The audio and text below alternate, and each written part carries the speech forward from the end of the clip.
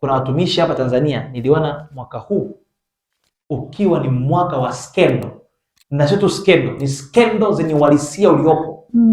Ni skendo za uhalisia kabisa. Niliona katika jina la Yesu. Nakwambia sitani, niliona kitu kile kile ambacho nilikiona mwaka jana.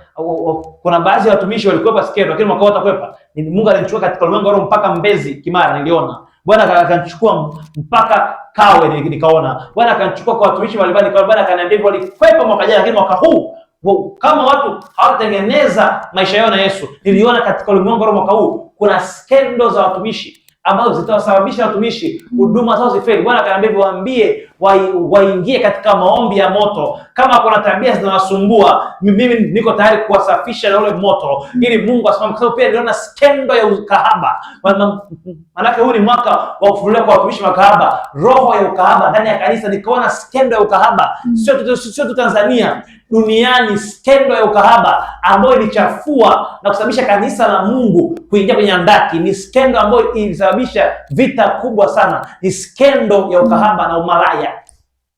Bwana akaniambia kanisa la kikahaba la kwenda kufunuliwa.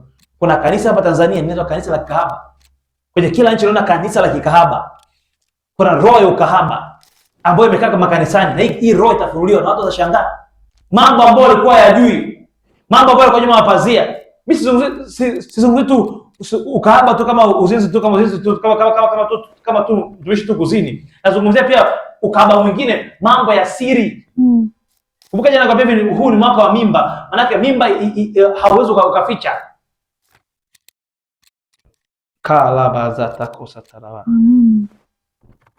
Kwa hiyo kuundiwa skendo mbaya, kwa hiyo wengine wataundiwa skendo mbaya, na wasipokuwa dhahabu hiyo skendo itapoteza, lakini moto utapita.